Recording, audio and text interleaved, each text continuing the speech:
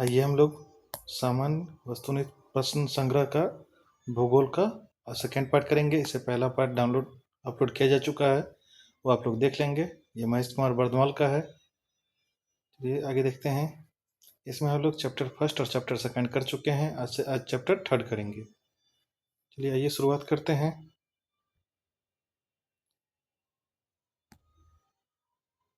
ये जलवायु, मृदा और एवं प्राकृतिक वनस्पति है। चलिए शुरू करते हैं। मुंबई में पुणे की अपेक्षा अधिक वर्षा होती है क्योंकि मुंबई पवनाभिमुखी है। पुणे अधिक ऊंचाई पर है। मुंबई एक तटीय शहर है। पुणे में मुंबई की अपेक्षा वनस्पति अधिक है। इसका ए सही हो जाएगा। ए, पुणे तथा नागपुर पश्चिमी घाट के पूर्वी भाग में पवनाभिमुखी ढाल पर वृष्टि छाया प्रदेश में स्थित है। इस क्षेत्र की ऊंची ऊंची पर्वत चोटियों के कारण मानसूनी हवाएं इस क्षेत्र में नहीं पहुंच पाती है। परिणाम स्वरूप इस क्षेत्र में कम वर्षा होती है। मुंबई पवनाभिमुखी ढाल पर स्थित एक तटीय प्रदेश है, इसलिए मुंबई में पुणे की अपेक्षा अधिक वर्षा होती है। किसी पर्वतीय श्रेणी पवनाभिमुखी ढाल हवा जिस ढाल से सहारे नीचे उतरती है पर स्थित क्षेत्र जहां औसत वर्षा की अपेक्षा अल्प होती है, वृष्टि छाया क्षेत्र प्रदेश कहलाता है। पवनामुखी ढाल पर आर्द्र हवाएं ऊपर उठती है, इसके संघनन से इस भाग में भारी वर्षा होती है। अगला सवाल है, भारत की जलवायु पर निम्नलिखित में से किसका प्रभाव नहीं पड़ता है? मानसून, गल्फ स्ट्रीम धारा, भूमध्य रेखा, हिंद महासागर। तो गल्फ स्ट्रीम का प्रभाव नहीं पड़ता है। भारतीय प्रायद्वीप हिंद महासागर में अवस्थित है, जिस पर मानसून एवं भूमध्य रेखा का प्रभाव पड़ता है, जबकि गल्फ स्ट्रीम महासागरीय धारा का प्रभाव नहीं पड़ता है, क्योंकि यह महासागरीय धारा उत्तरी अटलांटिक महासागर में अमेरिका महाद्वीप के दक्षिण पूर्वी तट पर बहती है। अगला सवाल है, वर्ष में 50 सेंटीमीटर से कम वर्षा वाला क्षेत्र है? मेघालय, कश्मीर का लेह, कोरोमंडल तट, कोकण तट। तो 50 से कम में लेह है, कश्मीर का लेह। भारत में 50 सेंटीमीटर से कम वर्षा वाले क्षेत्र में पश्चिमी राजस्थान, पश्चिमी गुजरात, दक्षिण आंध्र प्रदेश, कर्नाटक पठार, तमिलनाडु, हरियाणा, पंजाब और जम्मू कश्मीर है। यह क्षेत्र या तो मानसूनी पवनों की दिशाओं में नहीं पड़ते हैं या फिर उनकी पहुंच से दूर रहते हैं। अगला है, दक्षिण पश्चिम मानसून कब तक पूरे देश में सक्रिय हो जाता है? 5 जून, 15 जून, 1 जुलाई, 15 जुलाई। यह 15 जुलाई तक सक्रिय हो जाता है। दक्षिण पश्चिम मानसून पवनें 1 जून तक केरल तट तथा 10 से 15 जून तक मुंबई व कोलकाता पहुंच जाती है। इस प्रकार 15 जुलाई तक संपूर्ण भारतीय उपमहाद्वीप में सक्रिय हो जाती है। भारत में मानसूनी पवनें सर्वप्रथम अंडमान निकोबार द्वीप समूह पर 1 मई को पहुंचती है। भारत में शरदकालीन वर्षा का क्षेत्र है उड़ीसा, कर्नाटक, पंजाब, तमिलनाडु, अरुणाचल प्रदेश, बिहार, तमिलनाडु, कर्नाटक। तो यह पंजाब और तमिलनाडु है। भारत में शीत ऋतु अर्थात अक्टूबर नवंबर में उत्तरी पूर्वी मानसून, लौटता हुआ मानसून जिसको कहते हैं, तमिलनाडु तट पर 65 से 75 सेंटीमीटर पर वर्षा होती है, जो सागर तट से आंतरिक भागों की ओर घटती जाती है। इसके अतिरिक्त उत्तर पश्चिम भाग, पंजाब व हरियाणा में पश्चिमी विक्षोभ में वर्षा प्राप्त होती है। पश्चिमी विक्षोभ की उत्पत्ति मुख्यतः भूमध्य सागर आर्कटिक महासागर में होती है, जहां ये आर्द्रता ग्रहण करते हुए पश्चिम की ओर बहते हैं। उत्तर भाग में पश्चिमी विक्षोभ से होने वाली वर्षा गेहूं की कृषि के लिए अत्यंत लाभकारी होता है। अगला सवाल है, निम्नलिखित भारतीय मिट्टियों में से कौन बेसाल्ट लावा के अपक्षय के कारण निर्मित हुआ है? जलोढ़ मिट्टियां, लेटेराइट मिट्टियां, लाल मिट्टियां, रेगुर मिट्टियां। तो ये रेगुर मिट्टी है। देखिए,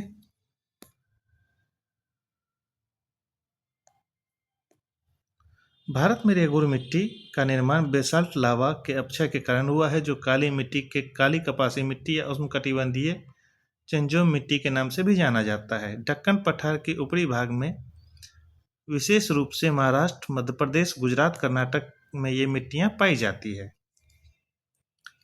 अगला है, भारत में निम्नलिखित में से किस प्रकार के वन सर्वाधिक वृहद क्षेत्र में पाया जाता है?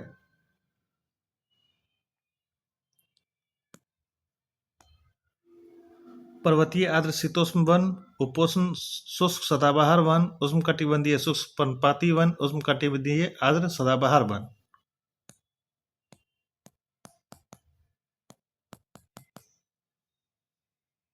तो ये उष्णकटिबंधीय शुष्क पर्णपाती वन है। उष्णकटिबंधीय शुष्क पर्णपाती वन पतझड़ वन भारत में सर्वाधिक बृहद क्षेत्र में विस्तारित है।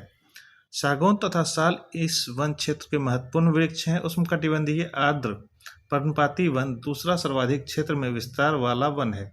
इन दोनों वनों में सम्मिलित रूप से मानसूनी वन कहलाती है। अगला सवाल है, भारत में निम्नलिखित में से वह कौन सा फसल चक्र है जो जून जुलाई में प्रारंभ होता है और जिसमें धान, ज्वार और बाजरा आदि मुख्य फसलें उगाई जाती है? वर्षा ऋतु, रबी, खरीफ, शीत ऋतु। तो ये खरीफ है। वर्षा ऋतु में उगाई जाने वाली फसलों को खरीफ फसल कहा जाता है। ये जून जुलाई में बोई जाती है तथा सितंबर अक्टूबर में काट ली जाती है। इसके अंतर्गत चावल, ज्वार, बाजरा, रागी, मक्का, जूट, मूंगफली, कपास, पटसन, तंबाकू, मूंग, उड़द, लोथिया आदि फसलें शामिल हैं। अगला सवाल है, भारत में लेटेराइट मिट्टी के बारे में निम्नलिखित में से कौन सा कथन सत्य है? ये साधारणतः लाल रंग की होती है। वे नाइट्रोजन और पोटाश से समृद्ध होती है। इन मिट्टियों में टोपियोका और काजू अच्छी उपज होती है। और ए और सी दोनों। तो इसका सी सही हो जाएगा। इन मिट्टियों में टेपियोका और काजू की अच्छी उपज होती है। देखिए, लेटेराइट मिट्टी लौह यस्क में उपस्थिति के कारण लाल रंग का होता है। यह मिट्टी लौह एवं एल्युमिनियम से समृद्ध होता है, जबकि नाइट्रोजन, पोटाश, चूना व जैविक पदार्थों की कमी होती है। यह मिट्टी काजू एवं कसावा आदि फसलों के उत्पादन के लिए अच्छी मानी जाती है। भारत में यह मिट्टी केरल, कर्नाटक, तमिलनाडु, आंध्र प्रदेश, उड़ीसा, मध्य प्रदेश, उड़ीसा के पहाड़ी क्षेत्र एवं मेघालय में पाई जाती है। अगला सवाल है, निम्नलिखित में से किस अवधि के दौरान बंगाल की खाड़ी में बार बार उष्णकटिबंधीय चक्रवात आते रहते हैं? अक्टूबर, नवंबर, मई, जून, जनवरी, फरवरी, मार्च, अप्रैल। तो ये अक्टूबर नवंबर है। उष्णकटिबंधीय चक्रवात कर्क रेखा एवं मकर रेखा के बीच उत्पन्न होने वाली चक्रवात है, जो भारत में प्रायः लौटते हुए मानसून का निर्वर्तन से अक्टूबर नवंबर के महीनों के दौरान बंगाल की खाड़ी से उत्पन्न होती है। इस चक्रवात में उड़ीसा, आंध्र प्रदेश, तमिलनाडु आदि राज्य प्रभावित होते हैं। अगला सवाल है, जहां तक कृषि मंत्रालय के सरकारी वर्गीकरण का संबंध है, भारत में कितने सूक्ष्म कृषि जलवायु क्षेत्र हैं? 123, 126, 127, 122। तो ये 127 है।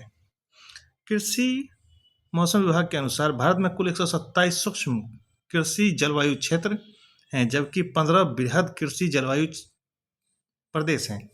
इसका प्रमुख आधार प्रदेश विशेष की भौतिक दशाओं के साथ साथ वहां पर अपनाई जा रही कृषि विधियां हैं। अगला सवाल है, निम्नलिखित में से कौन सी मिट्टी चाय बागानों के लिए उपयुक्त है? अम्लीय, क्षारीय, जलोढ़, रेगूर।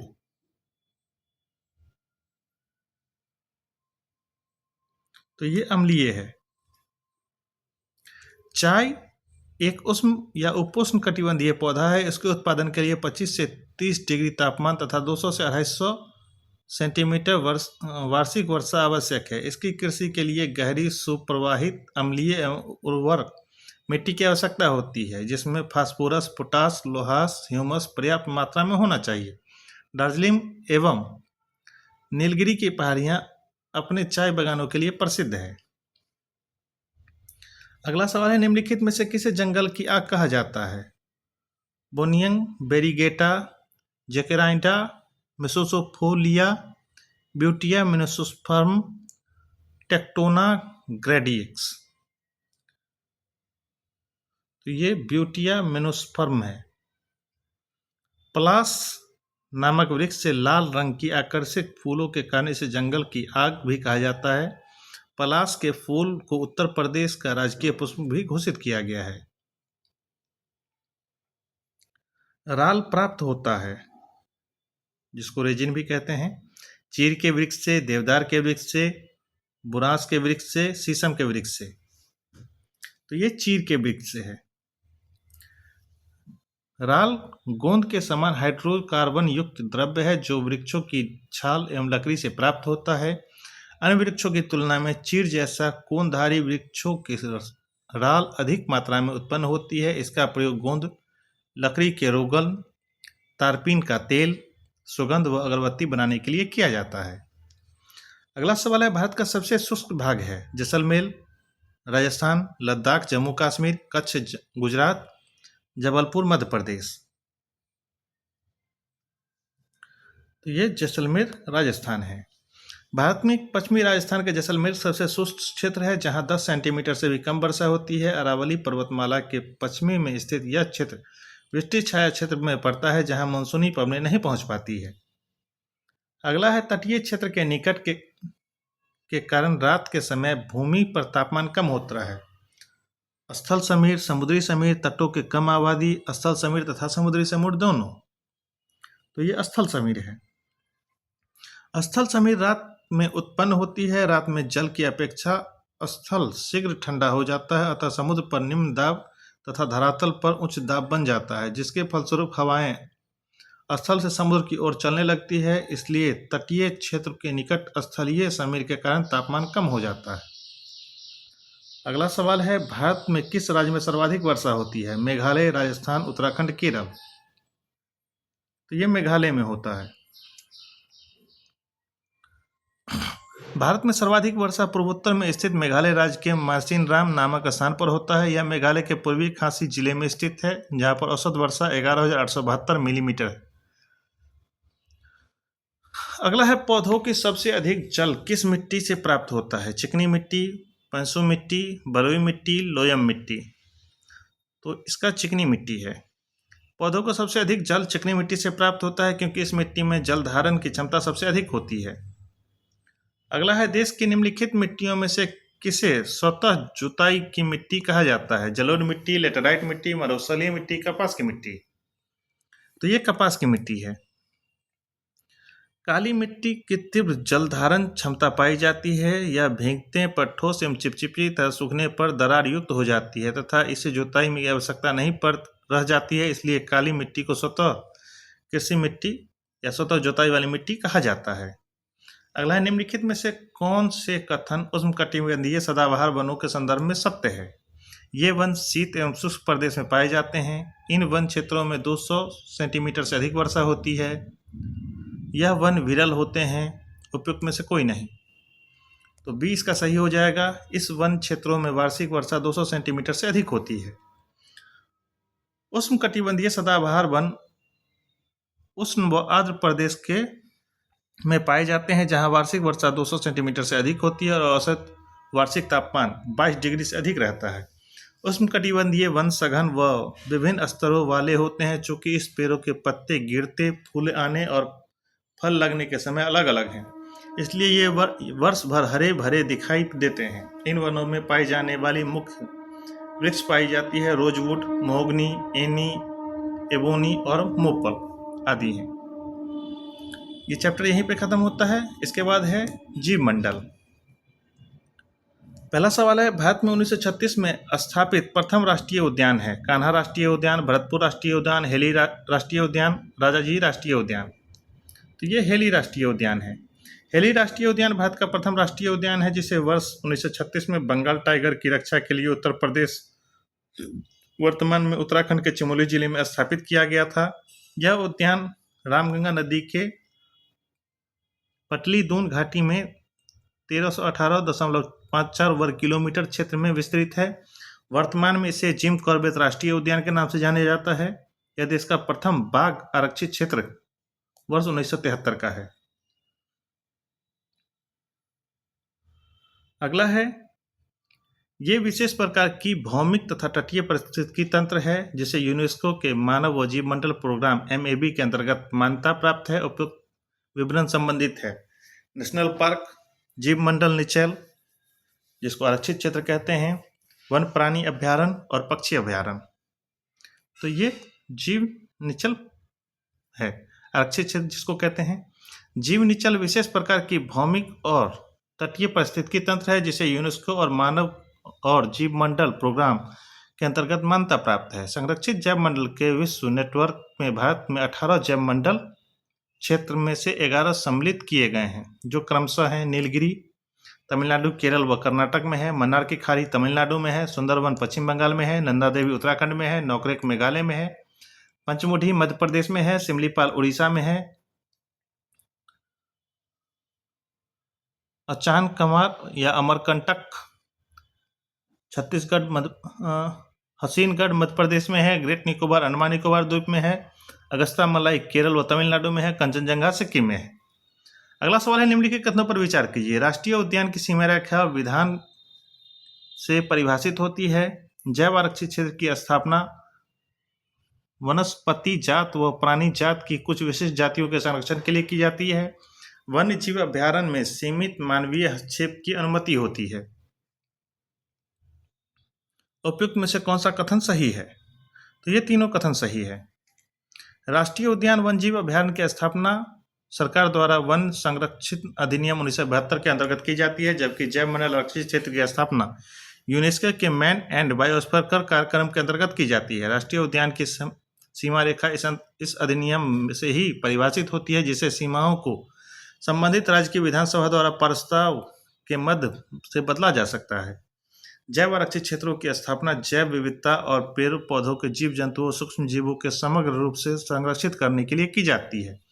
जैव आरक्षित क्षेत्र वैज्ञानिक अध्ययन के लिए मानव हस्तक्षेप विहीन प्राकृतिक क्षेत्र है, जबकि वन्य जीव अभ्यारण्य में चराई व गौ पशुओं आने जाने की सीमित अनुमति है। अगला सवाल है, निम्नलिखित में से किस राज्य में दम्फा टाइगर रिजर्व स्थित है? असम, कर्नाटक, मिजोरम, उड़ीसा। तो ये मिजोरम में है।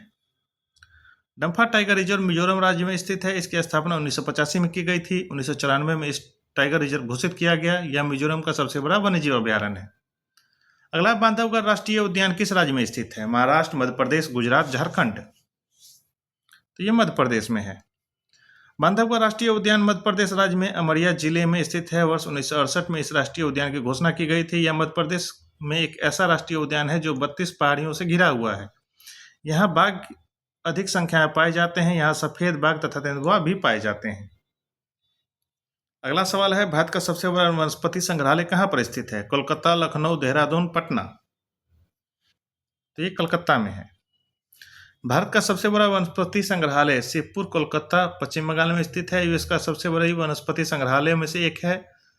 विलियम रॉक्सबर्न ने इसकी स्थापना 1795 में की थी। अगला है, सरिस्का और रणथंभौर निम्नलिखित में से किस का सुरक्षित स्थल है? सिंह, हिरन, बाघ, भालू। तो ये बाघ के लिए है, सरिस्का और रणथंभौर।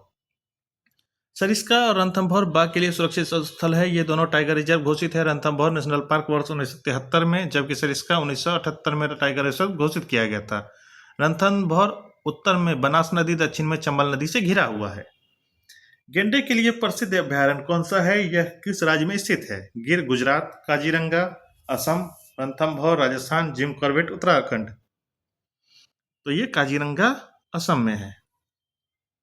काजीरंगा नेशनल पार्क भारत के उत्तर पश्चिम राज्य असम में स्थित है, जो कि एक सींग वाले गेंडे के लिए प्रसिद्ध है। यह भारत का एक सींग वाले गेंडे के एकमात्र प्राकृतिक वन वास स्थल भी है, जहां विश्व की 2/3 एक सींग वाले गेंडे पाए जाते हैं।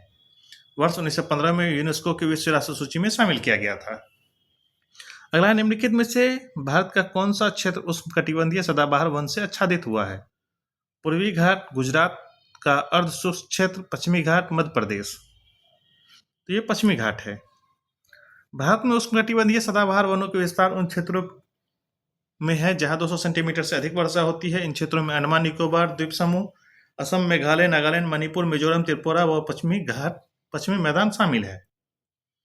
अगला सवाल है, अन्नामलाई टाइगर रिजर्व किस राज्य में स्थित है? तेलंगाना, मध्य प्रदेश, तमिलनाडु, केरल। तो ये तमिलनाडु में है। अन्नामलाई टाइगर रिजर्व भारत के दक्षिण राज्य तमिलनाडु के कोयम्बटूर जिले के अन्नामलाई पहाड़ी पर स्थित है। इसे वर्ष 2007 के वन्य जीव संरक्षण अधिनियम 1972 द्वारा टाइगर रिजर्व में घोषित किया गया था।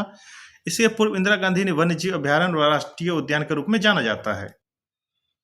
अगला है, पेरियार टाइगर रिजर्व किस राज्य में स्थित है? तेलंगाना, तमिलनाडु, केरल, उत्तराखंड। तो ये केरल में है। पेरियार टाइगर रिजर्व दक्षिण भारत में पश्चिमी तट पर स्थित केरल राज्य की इदुक्की, कोट्टायम और पांथीमिट्टा जिले में स्थित है। 1982 में इसे स्थापित किया गया था। अगला है, मानस वन्यजीव अभ्यारण्य किस राज्य में स्थित है? तमिलनाडु, असम, बिहार, मध्य प्रदेश। तो ये असम में है। मानस वन्यजीव अभयारण्य भारत के उत्तर पूर्वी राज्य असम में स्थित है। यह भूटान रॉयल मानस नेशनल पार्क के समीप स्थित एक बाघ और हाथी आरक्षित क्षेत्र है। यह सबसे अधिक जंगली भैंसें पाए जाने के कारण यह सुप्रसिद्ध है। इसे यूनेस्को की विश्व विरासत सूची में शामिल है। अगला है गिर जंगल किस राज्य में स्थित है? केरल, गुजरात, जम्मू कश्मीर, कर्नाटक। तो ये गुजरात में है। गिर जंगल गुजरात राज्य में स्थित है, जो एशियाई शेर के लिए प्रसिद्ध है। 1975 में राष्ट्रीय उद्यान का दर्जा प्राप्त किया गया। दक्षिण अफ्रीका के अतिरिक्त यह विश्व का एकमात्र स्थल है जहां शेरों को अपने प्राकृतिक आवास में रहते हुए देखा जा सकता है। बांदीपुर राष्ट्रीय उद्यान किस राज्य में स्थित है? मध्य प्रदेश, राजस्थान, कर्नाटक, छत्तीसगढ़। तो ये कर्नाटक में है। बांदीपुर राष्ट्रीय उद्यान कर्नाटक राज्य में स्थित है, जहां रेड हेडेड गिद्ध, चीतल, बृहद बाइसन और भारतीय हाथी पाए जाते हैं। इस राष्ट्रीय उद्यान को वर्ष 1973 में बाघ परियोजनाओं के अंतर्गत बाघ आरक्षित क्षेत्र घोषित किया गया था। अगला सुंदरवन टाइगर रिजर्व किस राज्य में स्थित है? उड़ीसा, आंध्र प्रदेश, असम, पश्चिम बंगाल। तो यह पश्चिम बंगाल में है। सुंदरवन टाइगर रिजर्व पश्चिम बंगाल राज्य में के दक्षिण भाग में गंगा नदी के डेल्टाई क्षेत्र में स्थित है। यह राष्ट्रीय उद्यान के साथ साथ जैव मंडल आरक्षित क्षेत्र भी है। यह बांग्लादेश के साथ साथ अपनी सीमा साझा करता है।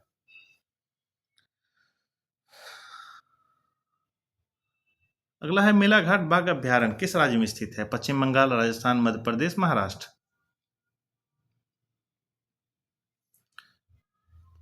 तो यह महाराष्ट्र में है।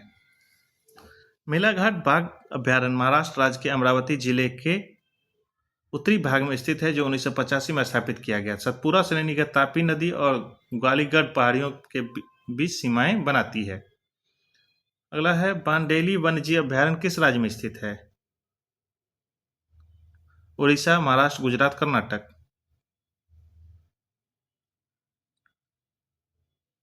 तो ये कर्नाटक में है।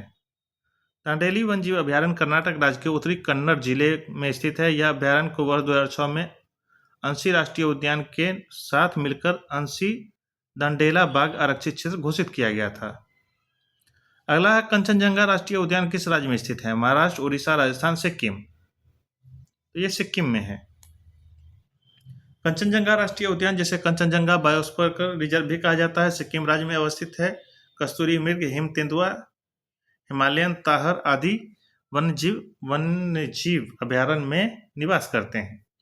दुधवा टाइगर रिजर्व किस राज्य में स्थित है? कर्नाटक, उत्तर प्रदेश, छत्तीसगढ़, पश्चिम बंगाल। तो ये उत्तर प्रदेश में है। दुधवा टाइगर रिजर्व उत्तर प्रदेश राज्य के खीरी जनपद में स्थित है, जो 1978 में स्थापित किया गया था। यह नेपाल के साथ साथ उत्तर पूर्वी सीमा बनाता है। यह उत्तर प्रदेश का सबसे बड़ा एवं समृद्ध जैव विविधता वाला क्षेत्र है। अगला सवाल है, निम्नलिखित में से किसको भारत का पारिस्थितिकी तप्त स्थल कहा जाता है? पश्चिमी घाट, पूर्वी घाट, पश्चिमी हिमालय, मध्य हिमालय।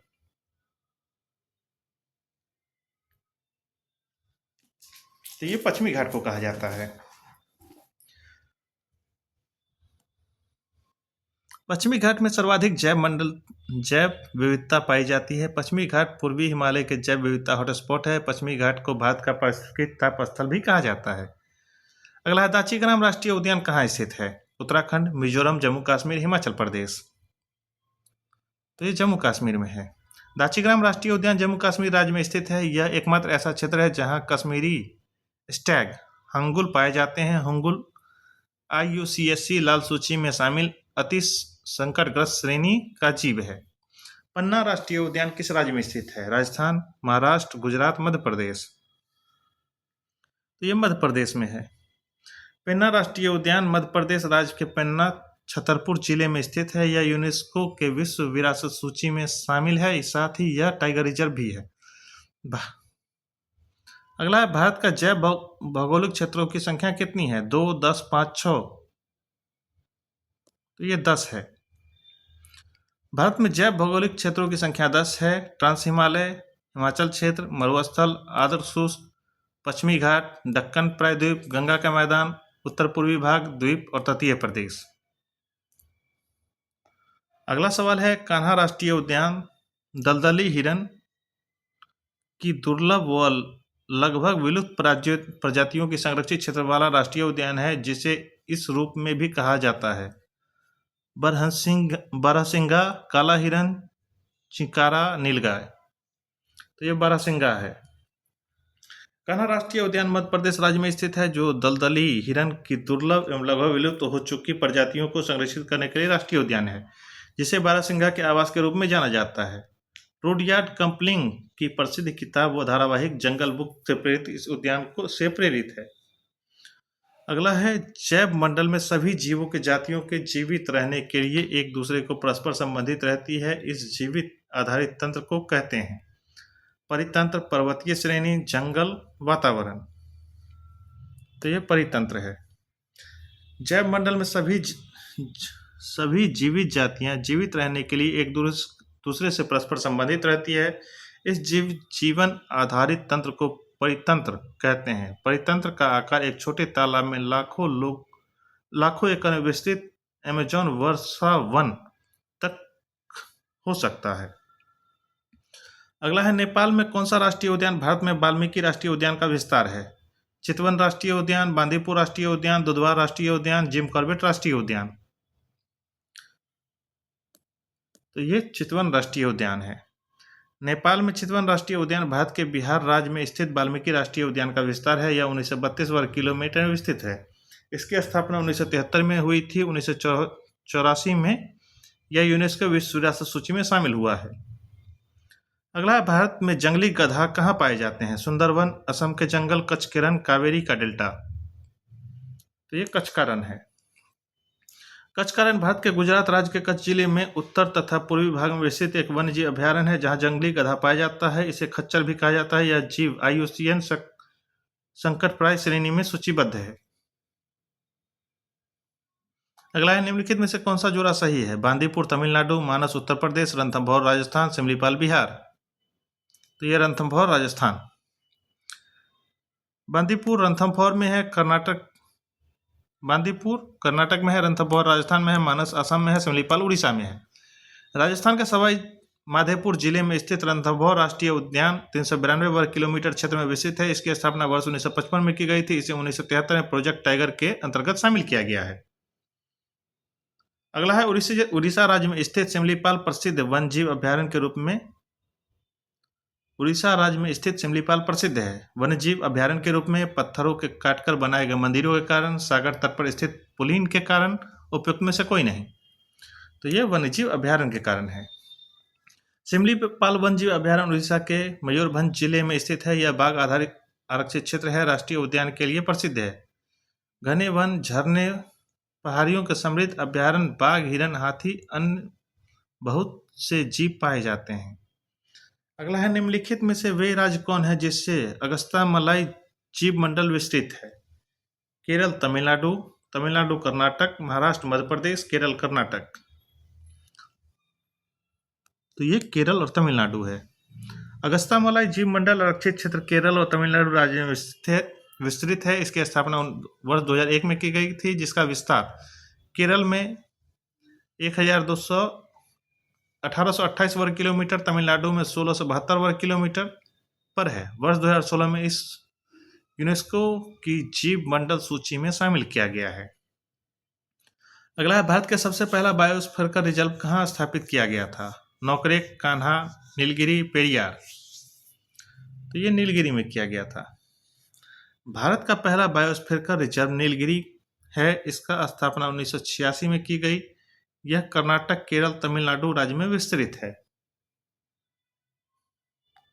अगला है, कांगेज घाटी नेशनल पार्क किस राज्य में स्थित है? हिमाचल प्रदेश, बिहार, उत्तर प्रदेश, छत्तीसगढ़। तो ये छत्तीसगढ़ में है। कांगेज घाटी राष्ट्रीय उद्यान छत्तीसगढ़ राज्य के बस्तर जिले में स्थित है। वर्ष 1982 में इसे राष्ट्रीय उद्यान का दर्जा दिया गया था। अगला है, सुल्तानपुर पक्षी बिहार किस राज्य में स्थित है? उड़ीसा, हरियाणा, उत्तर प्रदेश, राजस्थान। तो ये हरियाणा में है। सुल्तानपुर पक्षी बिहार हरियाणा राज्य में स्थित है। यह प्रतिवर्ष प्रवासी पक्षी भी आते हैं। यह एक राष्ट्रीय उद्यान भी है। अगला सवाल है, अपने प्राकृतिक परिवेश में वन्य जीव के लिए कानूनी रूप से आरक्षित क्षेत्र है?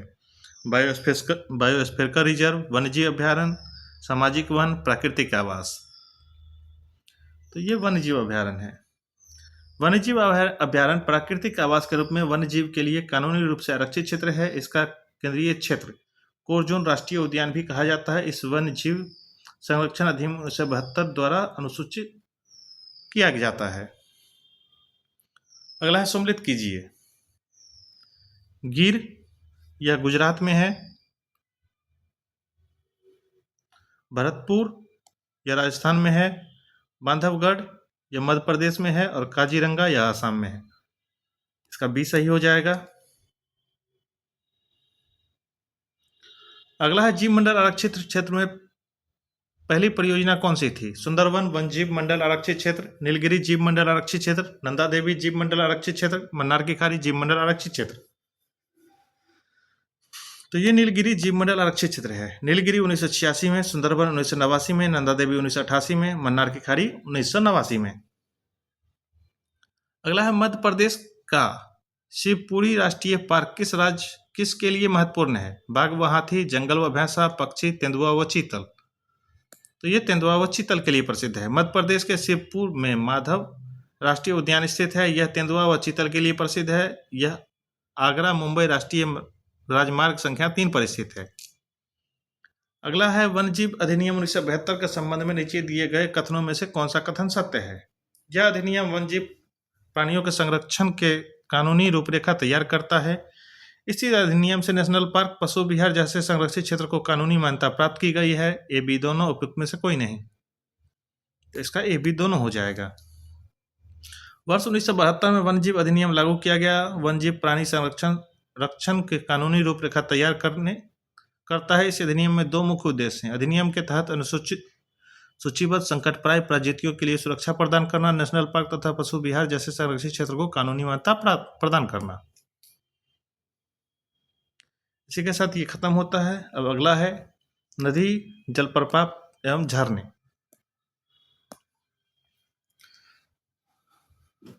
यहीं आज हम लोग 5 देखते हैं। निम्न में से कौन सा नदी ज्वारमुख बनाती है? गंगा, ताप्ती, गोदावरी, महानदी।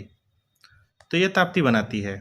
भ्रंश घाटियों में बहने वाली नदियां समुद्र से मिलने से पहले ज्वारमुख का निर्माण करती है। ताप्ती भ्रंश घाटी में प्रवाहित होने वाली नदी है। मध्य प्रदेश के बैतूल जिले में स्थित सतपुरा पर्वत श्रेणी की मुल्ताई पहाड़ी से निकलती है, जो कि पूर्व से पश्चिम की ओर नर्मदा के लगातार समानांतर 724 किलोमीटर की लंबाई में एक द्रोणी का प्रवाहित होती है।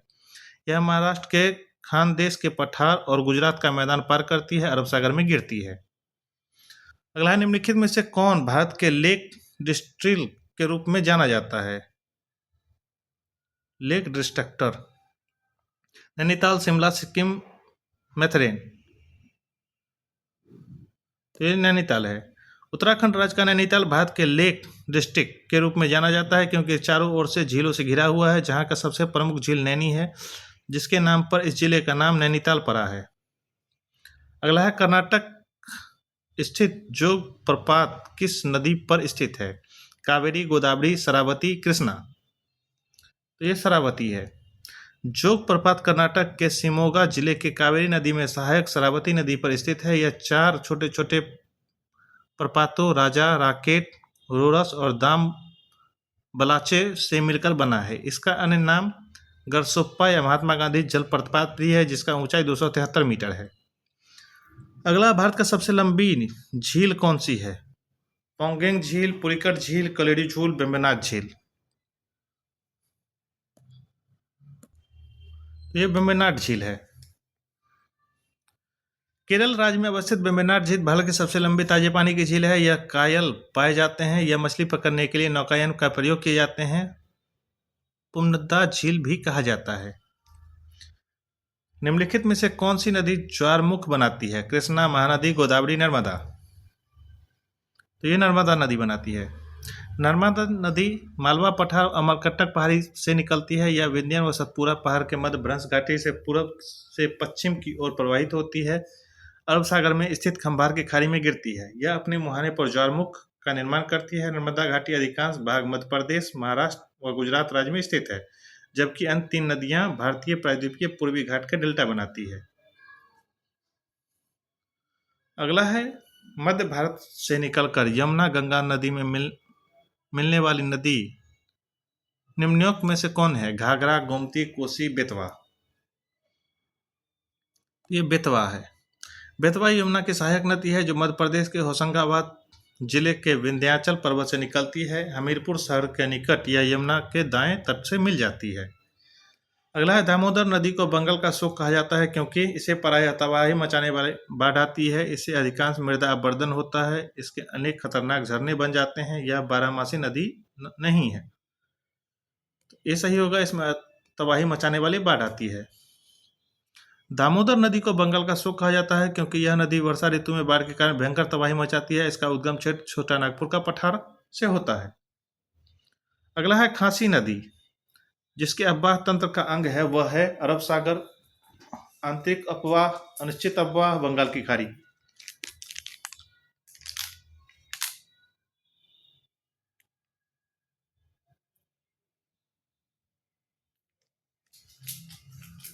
तो ये बंगाल की खाड़ी है।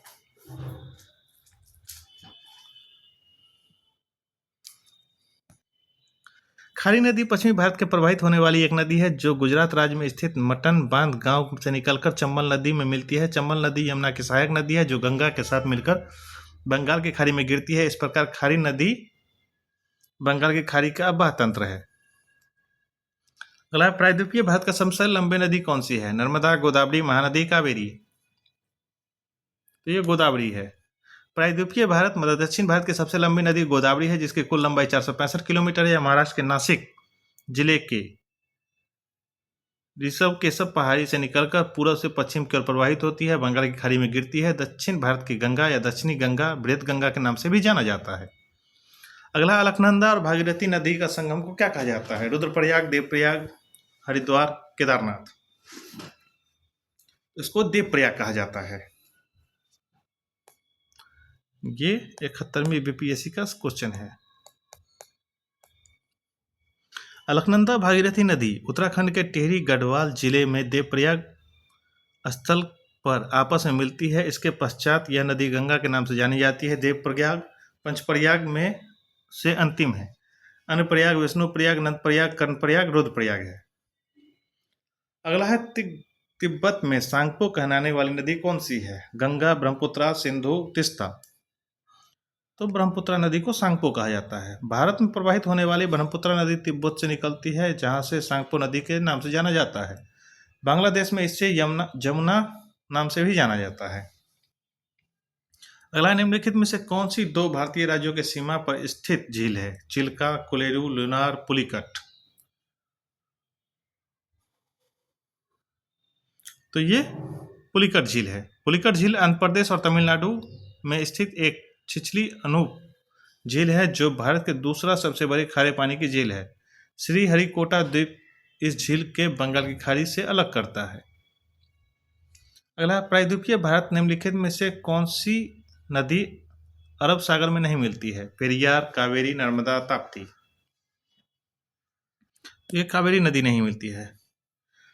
भारत की प्रायद्वीपीय नदियों में कुछ पूरब की ओर कुछ पश्चिम की ओर प्रवाहित होती है जिसमें महानदी, गोदावरी, कृष्णा, कावेरी पूरब की ओर प्रवाहित होती है। नर्मदा, ताप्ती पश्चिम की ओर प्रवाहित होने वाली नदियां हैं। इनमें से कावेरी नदी कर्नाटक में ब्रह्मगिरी पहाड़ी से निकलती है एवं कावेरी पत्तनम के पास बंगाल की खाड़ी में गिर जाती है। अगला है, कायल क्या है? तराई मैदान, दक्कन का रेगूर, पठार का रेगूर, गंगा डेल्टाई, केरल का लैगून। तो ये केरल का लैगून है। जब नदी के मुहाने पर समुद्र की धाराएं पवने द्वारा बालू या मिट्टी के अवसादों का निर्मित टीलों द्वारा स्थलीय जल क्षेत्र समुद्र से अलग हो जाती है तो अनूप कहा जाता है। चिल्का, कोलेरू, पुलिकट अनूप झील के प्रमुख उदाहरण हैं। केरल स्थित लैगून झीलों को कायल के नाम से भी जाना जाता है जैसे मृणाल कायल, अष्टमुदी कायल, वेम्बनाड कायल।